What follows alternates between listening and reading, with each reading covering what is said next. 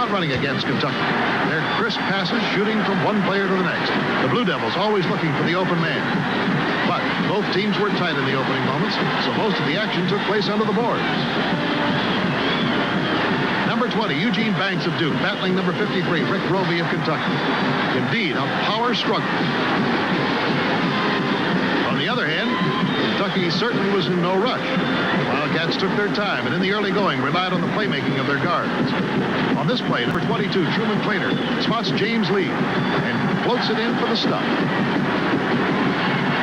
Duke also had some big plays, like the upcoming hook shot by Mike Jaminski.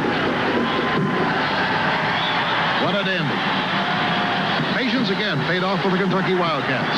They moved the ball outside until number 32, James Lee, slipped a pass through the tight Duke defense to Rick Roby, who scores on this power move. Overall, both teams played in spurts, and eventually, Gene Banks of Duke tied the score at 22-all. The pace slowed for the next few minutes. Kentucky still trying to crack Duke's zone defense. Duke was coming out and chasing the Kentucky guards. And so the Wildcats adjusted. Number 21, Jack Givens, moved into the post position near the foul line. And things began to happen. Givens scored on this jump shot from the inside. And what followed was one of the greatest one-man performances in the history of college basketball. Time and again, the Wildcats found Givens all alone in the middle. And time and again, he took advantage of it and scored. Jack Givens truly was unbelievable.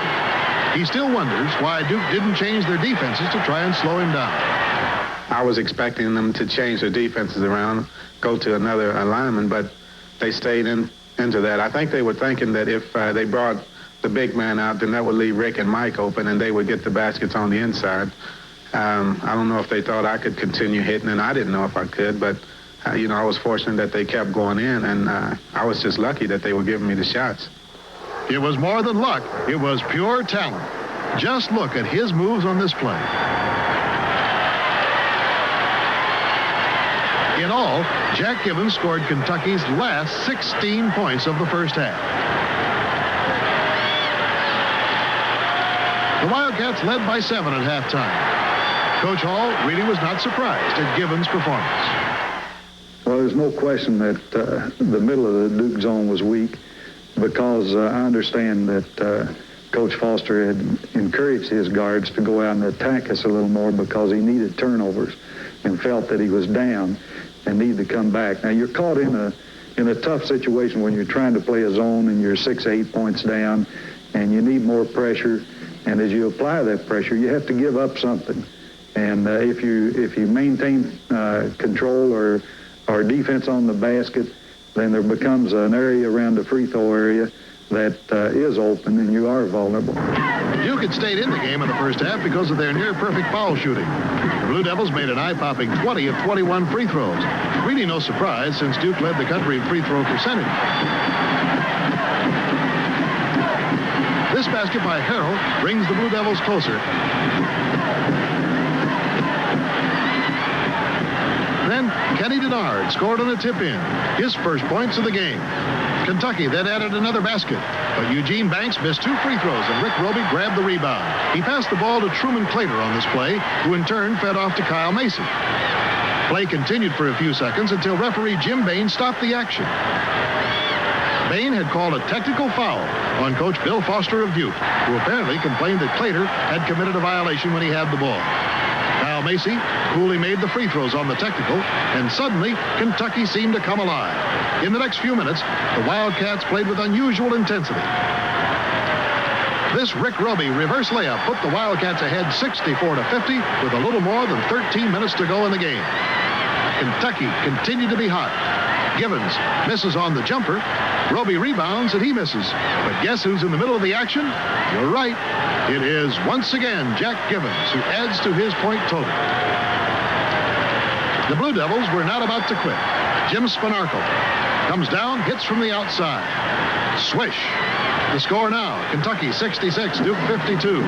There is still plenty of time for Duke left on the clock. On this play, Duke goes inside. And the man they want is Gene Banks. His basket, that's Kentucky's lead to 9. Coming up, perhaps the most exciting play of the tournament. This spike by Rick Roby. I guess I was at the right place at the right time, and it was I was able to accomplish it. The timing was absolutely perfect. Scheidler lets the shot go, the ball comes off the rim, and back in it is jammed by Roby. And speaking of spectacular moments, the next two plays of Jack Givens are classics. He shows amazing body control and hits from just about everywhere.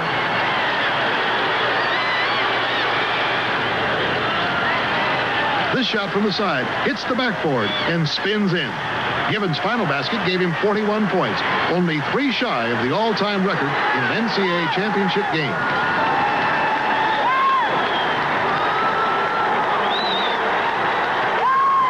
Kentucky seemed to have a comfortable lead, and as the seconds ticked away, the Wildcats began substituting the seniors. Out came Rick Roby, hugged by his teammates. He'd scored 20 points and pulled down 11 rebounds. It'll be a moment he'll always cherish. Well, I tell you, it's kind of a sad moment, but I tell you, there's no other way to leave. And being the NCAA championship team, and I think Coach Hall tried to play everybody on the team so that everybody had a part of it. And I was glad that we had the opportunity to be able to play all the players. Number 21, Jack Givens, received a hero's welcome. His brilliant performance in this championship game will long be remembered. Meanwhile, the championship game still was in doubt right up until the end. Duke staged a brilliant comeback, and this Mike Jaminski jumper made it 92-88 with 12 seconds to go. But it was too late. In celebration of winning the national championship, James Lee officially ended the game with this thunderous stuff. Once again, the final score, Kentucky 94, Duke 88. For Kentucky, the institution, a 5th title. Joe B. Hall took the Wildcats to another Final Four in Seattle 6 years later, but he would retire in March of '85 with this weekend in St. Louis as his career highlight. I'm Bob Lee.